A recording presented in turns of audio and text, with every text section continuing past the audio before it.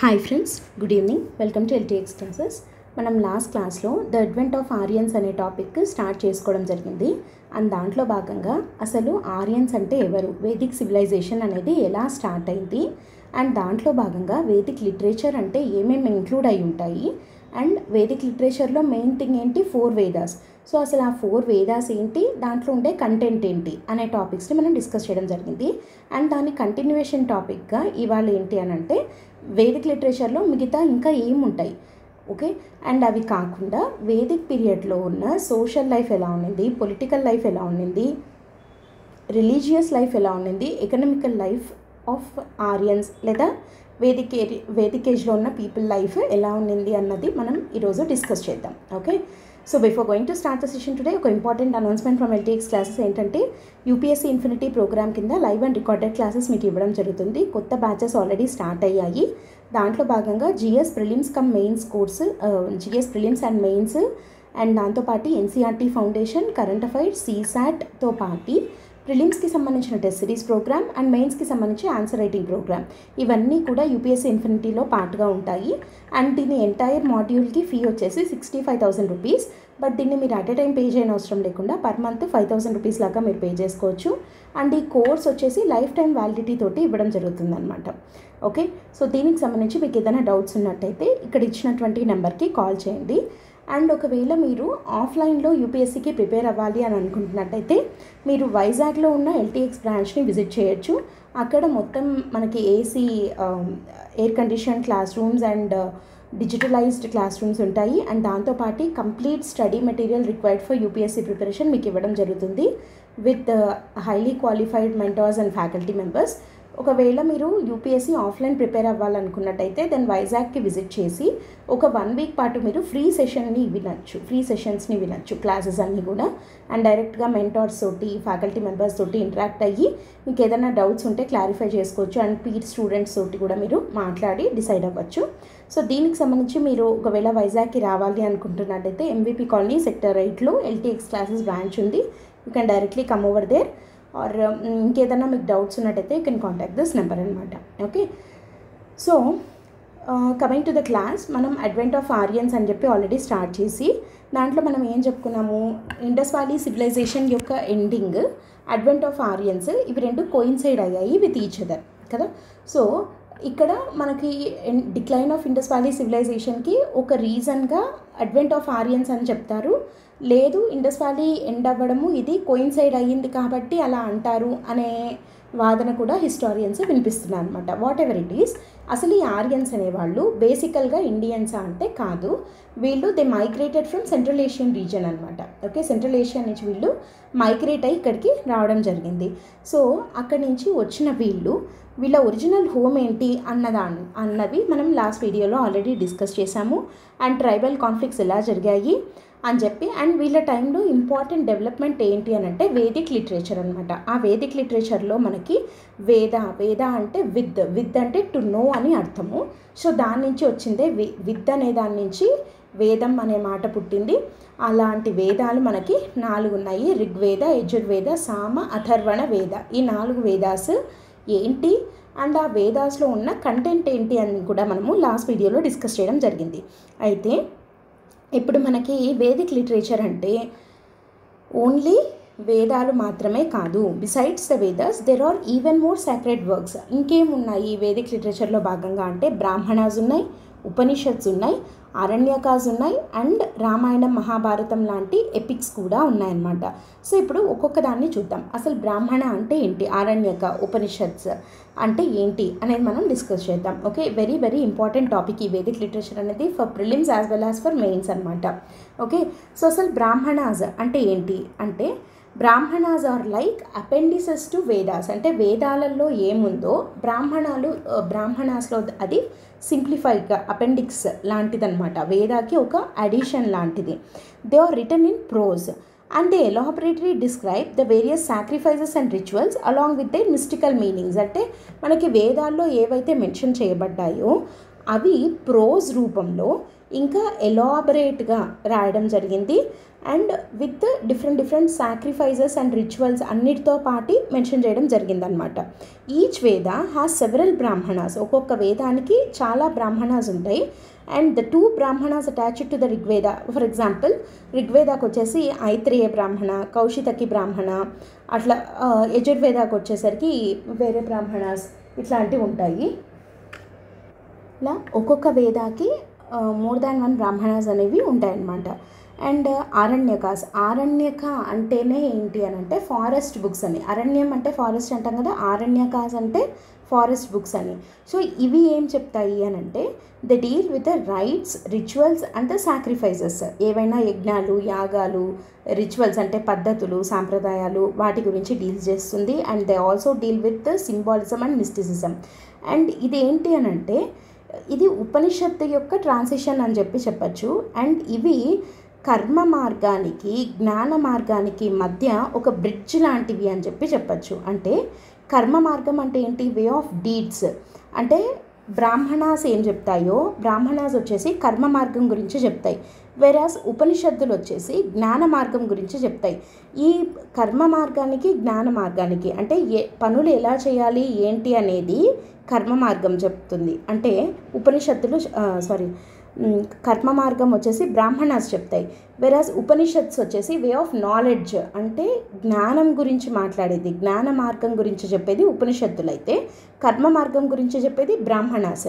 ఈ రెండిటికి మధ్య ఒక బ్రిడ్జ్ లాంటిది. అంటే రెండింటినీ మిళితం చేసి చెప్పేవి ఏంటి అని అంటే Aranyakas are called as forest books అని అంటాం అనమాట. అండ్ మరి ఇందాకే చెప్పుకున్నట్టు ఉపనిషద్ అంటే ఏంటి అని అంటే ఉపనిషద్ అంటే దగ్గరగా ఉండటము అనమాట. యాక్చువల్గా లిటరల్ మీనింగ్ ఉపనిషద్ అంటే దగ్గరగా కూర్చోవటము అని. ఏంటి ఆ దగ్గరగా కూర్చోవడము అంటే ఒక గురువు సమక్షంలో, ఒక గురువు దగ్గర పక్కన శిష్యుడు కూర్చోబెట్టుకొని చెప్తే ఎలా ఉంటుందో దాన్ని ఉపనిషద్ అని అంటామన్నమాట. So these are the philosophical texts dealing with the topics like soul అంటే ఏంటి, ఆత్మ, పుట్టుక, like cycle of birth and death, ఇట్లా మిస్టరీస్ ఆఫ్ నేచర్, అసలు ఈ యూనివర్స్ ఏంటి, నేచర్ ఏంటి, వాటన్నిటి గురించి అండ్ మిగతా అన్ని ఎలిమెంట్స్ గురించి డిస్కస్ చేసే వాటిని ఏమంటాం అంటే ఉపనిషత్స్ అంటాం. అందుకే మనం దీన్ని ఏమంటాం, జ్ఞాన మార్గాన్ని బోధిస్తాయి, నాలెడ్జ్ని ఇస్తుంది అనమాట ఉపనిషత్ అనేది.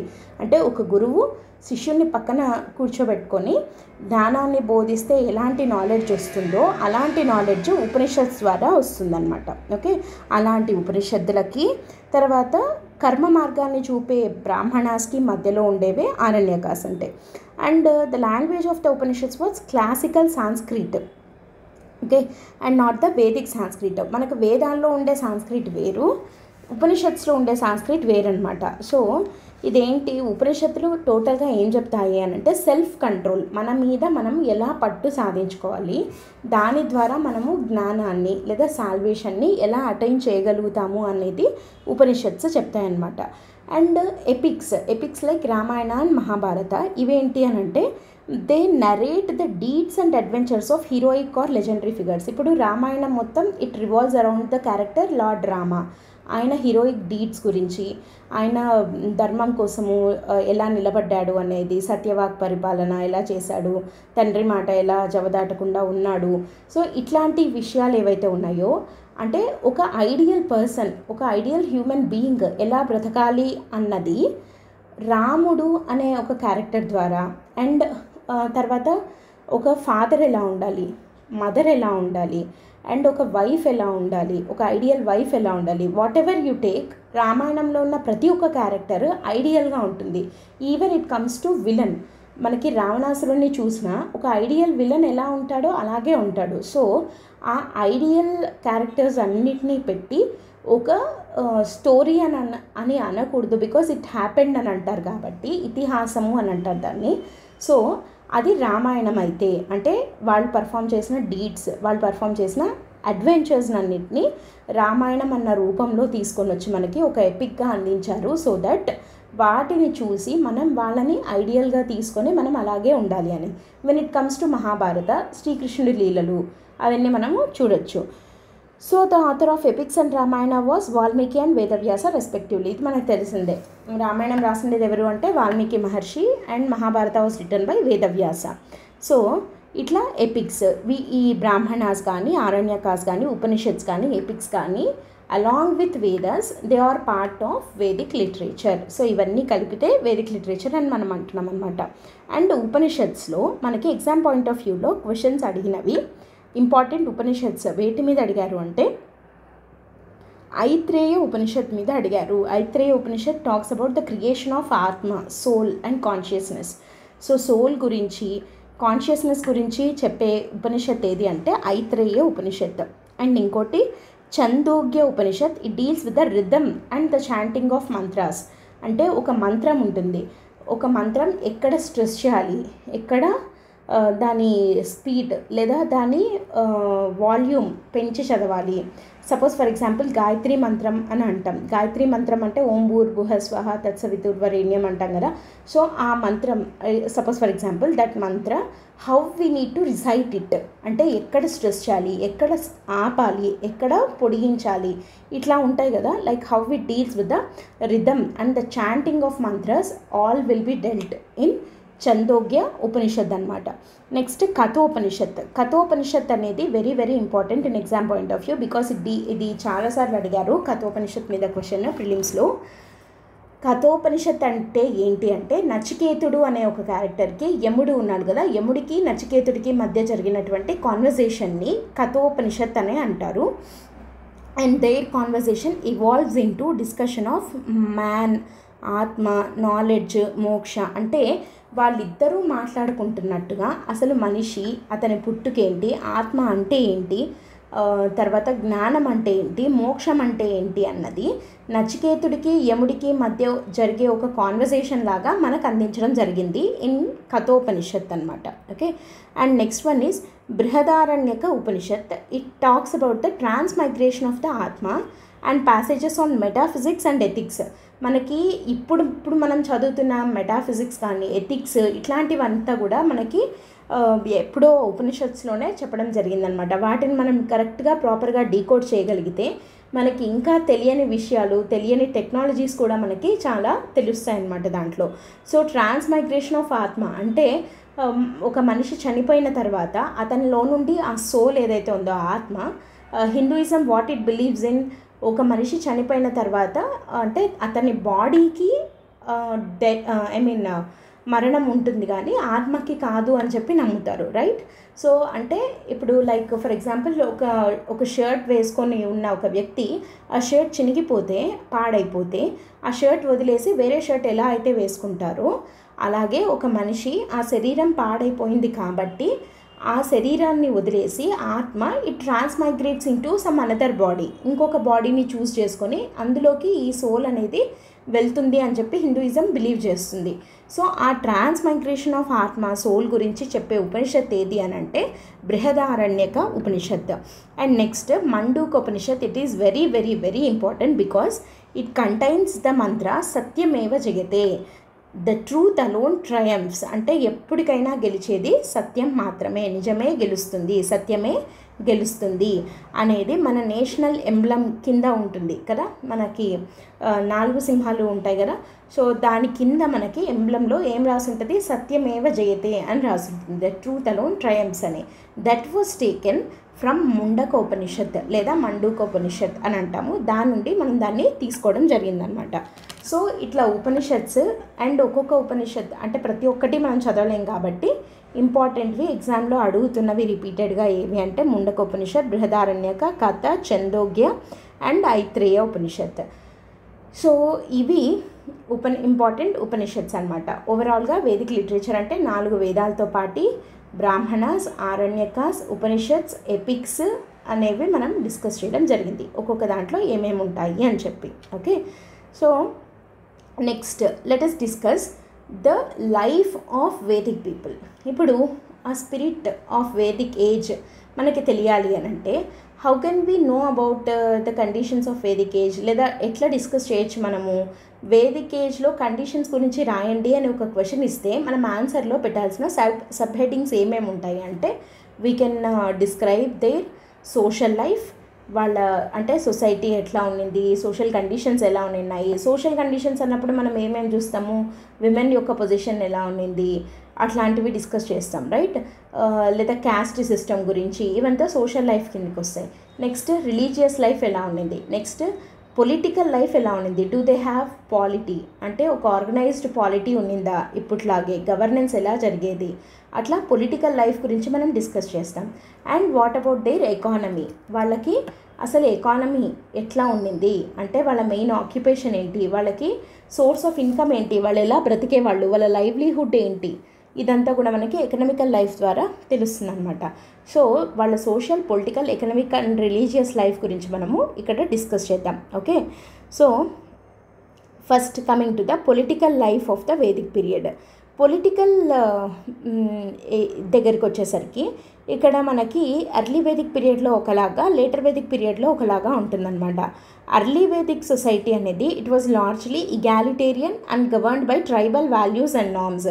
ఇగాలిటేరియన్ అంటే ఏంటి అని అంటే మంచి ఇలైట్ లేదా ఎడ్యుకేటెడ్, లేదా ఇలైట్ ఎడ్యుకేటెడ్ అనే కన్నా కూడా లైక్ హ్యాపీ అనొచ్చు. ఇగాలిటేరియన్ అంటే మంచిగా, బాగా హ్యాపీగా ఉన్న ఒక సొసైటీ అర్లీ వేదిక్ సొసైటీ అనేది. And it was governed by tribal values and norms, అంటే ఒక కట్టుబాట్లకి లోబడి ఉన్నటువంటి ఒక సొసైటీని మనము అర్లీ వేదిక్ ఏజ్లో చూస్తాము. Whereas that was missing during the later Vedic age. So ఒక ఎథిక్స్ అండ్ వాల్యూస్ అనేవి తగ్గుతూ వచ్చాయి when it comes to later Vedic period అనమాట. ఎర్లీ వేదిక్ వచ్చేసి ఇగాలిటేరియన్ సొసైటీ చూస్తే, లేటర్ వేదిక్ వచ్చేసరికి అంత ఇగాలిటేరియన్గా సొసైటీ లేదు.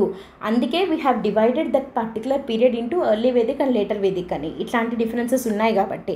సో ఇప్పుడు మనం ఒక్కొక్క ఫీచర్ అండ్ అది అర్లీ వేదిక్లో ఎలా ఉన్నింది, లేటర్ వేదిక్లో ఎలా ఉన్నింది అని డివైడ్ చేసి చదువుతాము. And this was the most expected question for mains అనమాట. ఏంటిది అని అంటే compare and contrast the socio political or లేదా cultural life of Vedic age people in early Vedic and later Vedic. ఇట్లా కంపారిటివ్ అనాలిసిస్ చేయమని చెప్పి చాలాసార్లు అడగడం జరిగింది, పర్టికులర్గా ఏపీఎస్సి గ్రూప్ 1 అట్లాంటి ఎగ్జామ్స్లో. సో కాబట్టి మనం అదే పాయింట్ ఆఫ్ వ్యూలో, అదే మూడ్లోనే చదువుతాము, సో దట్ ఆన్సర్ రాయడానికి కూడా మీకు ఈజీగా ఉంటుంది. కాబట్టి ఇక్కడ ఫస్ట్ పొలిటికల్ లైఫ్ విషయానికి వస్తే ఫస్ట్ ఒక ఫీచర్ తీసుకుందాం, దాన్ని మనం కంపేర్ చేస్తూ వెళ్దాం. ఎర్లీ వేదిక్లో ఎలా ఉన్నది, లేటర్ వేదిక్లో ఎలా ఉన్నది అని. సోషల్ యూనిట్ అర్లీ వేదిక్ టైంకి వచ్చేసరికి ద సోషల్ యూనిట్ వాజ్ జన. మనము జనపదాస్ అని తర్వాత చదువుతాం చూడండి. జనపదాలు లేదా జానపదులు, మనుషులని జానపదులు అని అంటాము. వాళ్ళు ఉండే ఒక గ్రూప్ ఉంటుంది కదా, దాన్ని జనపదాలు అని అంటారు. జనపదాలు అని అంటే ఒక ట్రైబల్ గ్రూప్ అని. సో అట్లాంటి కొన్ని జనాస్ని కలిపితే ఒక జనపద అవుతుంది. ఒక జన అంటే కొంతమంది గ్రూప్ ఆఫ్ ట్రైబల్ పీపుల్ని వి కాల్ ఇట్ యాజ్ జన. అట్లాంటి ట్రైబల్ గ్రూప్స్ అయిన జనాస్ కలిపితే ఒక జనపదం అవుతుంది. అట్లాంటి జనపదాస్ ఒకదాంతో ఒకటి లైక్ కంపీట్ అయ్యి లేదా యుద్ధాలు ఇట్లాంటివంతా జరిగి దాని నుంచి కొన్ని మహాజనపదాస్గా ఎమర్జ్ అవ్వడం జరిగింది. అవి 16 mahajanapadas. Okay, so the social unit was jana and the Aryans. ఇది అర్లీ వేదిక్ పీరియడ్కి వచ్చేసరికి. లేటర్ వేదిక్ పీరియడ్కి వచ్చేసరికి the concept of janapada emerged. Janapadas అనేవి లేటర్ వేదిక్ ఏజ్లో ఫామ్ అయ్యాయి. In the later Vedic text the word rashtra was also used for the first time. రాష్ట్రము అన్న పదము for the first time later Vedic పీరియడ్లో వాడడం జరిగిందనమాట. నెక్స్ట్ చీఫ్ లేదా కింగ్. ఈ జనాకి చీఫ్ ఎవరు అని అంటే jana was headed by rajan. రాజు మనం ఒకసారి గమనించినట్టయితే, ఒకసారి రీకలెక్ట్ చేసుకుంటే ఇండస్ వ్యాలీ టైంలో we are not known of their polity అని చెప్పుకోవడం జరిగింది. వాళ్ళకి హెడ్ ఎవరు ఇదంతా మనకు తెలీదు. వి జస్ట్ అజ్యూమ్డ్ దట్ ఒక ప్రీస్ట్ ఉంటాడు, ఆ ప్రీస్టే హెడ్ అని అనుకున్నాం అంతే. బట్ ఇక్కడ వచ్చేసరికి క్లియర్గా చెప్తున్నాము దట్ ఈ జన అనేది ఒక యూనిట్ అయితే దానికి రాజన్ అనే ఒక అతను హెడ్గా ఉంటాడు. And his main function was to protect the jana and the cattle from the enemies. మనము చాలా క్లియర్గా చెప్పుకోవడం జరిగింది దట్ ఇండస్ వ్యాలీ పీపుల్ వచ్చేసి అర్బనైజ్డ్ సివిలైజేషన్ని లీడ్ చేశారు విత్ సెటిల్మెంట్స్. అంటే వీళ్ళు సెటిల్డ్ అగ్రికల్చర్ని ఫాలో అయ్యి అర్బనైజ్డ్గా బ్రతికారు. వేరాస్ రిగ్వేదిక్ లేదా వేదిక్ ఏజ్ పీపుల్కి వచ్చేసరికి వీళ్ళు రూరల్ లైఫ్ స్టైల్ వీళ్ళది, అండ్ వీళ్ళు సెటిల్డ్ లైఫ్ లీడ్ చేయలేదు. వీళ్ళు నొమాడిక్ పీపుల్గా ఉన్నారు. బికాస్ వీళ్ళ మెయిన్ ఆక్యుపేషన్ వాజ్ అంటే వీళ్ళది ఏంటి అని అంటే వీళ్ళు పాస్టోరల్ లైఫ్ని లీడ్ చేయడం జరిగింది. అంటే పాస్చర్స్ లైక్ పశుపోషణ మీద డిపెండ్ అవ్వడం జరిగిందనమాట. సో కాబట్టి వీళ్ళకి క్యాటిల్ అనేది అంటే క్యాటిల్ స్ట్రెంగ్త్ ఎవరికి ఎక్కువగా ఉంటే వాళ్ళు లైక్ లీడర్స్ లాగా అనమాట. సో ఒక రాజు యొక్క మెయిన్ ఫంక్షన్ ఏంటి అని అంటే అతను తన అంటే తన గ్రూప్ ఏదైతే ఉందో ఆ జనాన్ని అండ్ వాళ్ళ యొక్క క్యాటిల్ని ఎనిమీస్ నుంచి ప్రొటెక్ట్ చేయడం అన్నది అతని చీఫ్ చీఫ్ ఫంక్షన్ అనొచ్చు. అండ్ అది లేటర్ వేదిక్ వచ్చేసరికి the rajan or chief now assumed the role of protector of the territory where his tribesmen had settled. So ఒక టెరిటరీకి హెడ్గా లేటర్ వేదిక్లో అనుకోవడం స్టార్ట్ చేశాడనమాట. అంటే ఇక్కడ ఓన్లీ అక్కడ ఒక అంటే ఒక గ్రూప్ ఆఫ్ పీపుల్కి నేను హెడ్ అని అర్లీ వేదిక్లో అనుకుంటే లేటర్ వేదిక్ వచ్చేసరికి మనం చూస్తే ఇక్కడ జనపద అంటే ఒక టెరిటరీగా ఫామ్ అయింది. ఇక్కడ ఒక రాష్ట్ర అన్న వర్డ్ వచ్చింది అని అంటున్నాం. సో నేను ఈ టెరిటరీకి హెడ్ అని అనుకోవడం లేటర్ వేదిక్ నుంచి స్టార్ట్ అయిందనమాట. సో ఇక్కడ టెరిటరీ అన్న కాన్సెప్ట్ మొదలు అవ్వడంతో యుద్ధాలు రాజ్యాలు ఇవన్నీ స్టార్ట్ అయ్యాయి. Okay. And post of the chief was not hereditary and the tribal assemblies were involved in the selection of raja from among the clansmen. అంటే ఇక్కడ ఈ రాజు ఉంటాడు అని అంటున్నాం కదా, అసలు మరి ఈ రాజు ఎవరు అని అంటే ఇది హెరిడిటరీగా వచ్చే పోస్ట్ కాదు, అంటే వంశపారంపర్యంగా వచ్చే పదవి కాదనమాట. ఆ క్లాన్లో ఉన్న వాళ్ళల్లో ఒకరిని రాజుగా ఎలెక్ట్ చేసుకుంటారు. సేమ్ లైక్ అవర్ ఎలక్షన్స్ అని అనుకోవచ్చు. సిమిలర్గా దగ్గరగా ఉంది. బట్ లేటర్ వేదిక్ వచ్చేసరికి మనం ఆల్రెడీ చెప్పుకున్నాం ఎర్లీ వేదిక్ అనేది ఇగాలిటేరియన్గా ఉండింది, బట్ లేటర్ వేదిక్ అలా లేదు అని. సో లేటర్ వేదిక్ వచ్చేసరికి ద ఎలక్షన్ అంటే ఆ రాజు పదవి ఏదైతే ఉందో అది hereditary and elaborate coronation rituals such as Vajapeya Rajasuya it established the chief authority. ఇక్కడ వచ్చేసరికి ఈ రాజన్ అనే పదవి ఏదైతే ఉందో ఇట్ బికేమ్ హెరిడిటరీ, వంశపారంపర్యం అయింది. ఒకరి తర్వాత వాళ్ళ కొడుకులకి వాళ్ళ పిల్లలకి రావడం అన్నది స్టార్ట్ అయింది. అండ్ అంతేకాకుండా ఆ కొరనేషన్ సెరమనీ అంటే పట్టాభిషేక మహోత్సవం ఏదైతే ఉందో అదొక పెద్ద రిచువల్ లాగా ఒక పెద్ద సంబరంగా అది జరిగేది. లైక్ వాజపేయ యాగం చేయడం, రాజసూయ యాగం అని చెప్పి చేసి ఒకరిని రాజుగా కూర్చోబెట్టి అక్కడ అదేమంటారు టెరిటరీ అంటే ఇది నా టెరిటరీ అని చెప్పుకోవడం కోసం అని చెప్పి ఈ టెరిటరీకి నేను హెడ్ అని చెప్పడం కోసం అని చెప్పి ఇట్లాంటి యజ్ఞయాగాదులన్నీ చేసి దానాలు అవి ఇచ్చి ఒక పెద్ద సెర్మనీ లాగా ఒక కరోనేషన్ సెర్మనీని చేసి then they declare that he was the rajan of the particular janapada లేదా రాష్ట్ర అండ్ ఇది వంశపారంపర్యము అన్నది చెప్తూ వస్తారనమాట. అది post of the chief later Vedic వచ్చేసరికి అలా అయింది. నెక్స్ట్ అడ్మినిస్ట్రేషన్ ఎలా ఉన్నింది ఎర్లీ వేదిక్లో. Rajan was helped in his task by tribal assemblies called sabha, samiti, vidatha, gana and parishad which are mentioned in the Rigveda. ఇది వెరీ వెరీ వెరీ ఇంపార్టెంట్. మీరు ఎస్ఏ తీసుకున్నా ఏదైనా తీసుకున్నా లోకల్ గవర్నెన్స్ లేదా డీసెంట్రలైజ్డ్ గవర్నెన్స్ ఇట్లాంటి టాపిక్స్ ఏదైనా రాయాల్సి వచ్చినప్పుడు it dates back to Rigvedic period అని చెప్పచ్చు. బికాస్ రిగ్వేదంలో ఈ చీఫ్ అనేవాడిని అసిస్ట్ చేయడానికి ట్రైబల్ అసెంబ్లీస్ ఉన్నాయి. దాన్నే మనము సభ, సమితి, విధాత, గణ, పరిషత్ అన్న పేర్లతోటి కొన్ని అసెంబ్లీస్గా లైక్ ఇప్పుడు మనకి కౌన్సిల్ ఆఫ్ మినిస్టర్స్ ఒక్కొక్క పోర్ట్ఫోలియోకి ఒక్కొక్కరు ఎలా ఉంటారో అట్లా కొన్ని గ్రూప్ ఆఫ్ ఫంక్షన్స్ని పర్ఫామ్ చేయడానికి కొన్ని ట్రైబల్ అసెంబ్లీస్ ఉన్నాయి. And all these tribal assemblies assist the raja in performing his functions. అడ్మినిస్ట్రేషన్లో హెల్ప్ చేసేవాళ్ళు. వీటన్నిటి గురించి రిగ్వేదాలో మెన్షన్ చేయడం జరిగింది. సభ అంటే ఏంటి అని అంటే council of selected clan members, అంటే సింపుల్గా చెప్పాలంటే కౌన్సిల్ ఆఫ్ మినిస్టర్స్. లేదా ఇప్పుడు మన కౌన్సిల్ ఆఫ్ మినిస్టర్స్ని సభ అని అంటాము. వేరే సమితి అంటే ఏంటి, whole clan. It is like assembly లేదా పార్లమెంట్ అనుకోవచ్చు, అంటే హోల్ క్లాన్ అంటున్నాం ఇక్కడ. కాకపోతే మనకి ఇక్కడ కూడా ఎంపీలు మాత్రమే లేదా ఎమ్మెల్యేలు మాత్రమే ఉంటారు కదా, అలా కాకుండా ఉన్న అందరూ దేంట్లో ఉన్న మెంబర్స్ అంటే అది సమితి. వాళ్ళల్లో సెలెక్టెడ్ క్లాన్ మెంబర్స్ ఒక గ్రూప్గా ఉంటే దాన్ని సభ అని చెప్పి అంటారు. ఈ సభాస్ అండ్ సమితీస్ అనేవి హెల్ప్ చేసేవి ఎవరికి, రాజుకి ఇన్ పర్ఫార్మింగ్ హిస్ ఫంక్షన్స్ అనమాట. వేరాజ్ లేటర్ వేదిక్ పీరియడ్ వచ్చేసరికి ఈ సభ ఓవర్టుక్ ద సమితి ఇన్ రిలవెన్స్. ఈ సభ అనేది సమితి లేకుండా సభనే లైక్ డామినెంట్ అయ్యిందనమాట. నెక్స్ట్ ఈ taxes will discuss under economy part. Okay, so ఇది పొలిటికల్ లైఫ్ కింద ఇంతవరకు మనం డిస్కస్ చేయడం జరిగింది. అండ్ నెక్స్ట్ వచ్చేసి మనము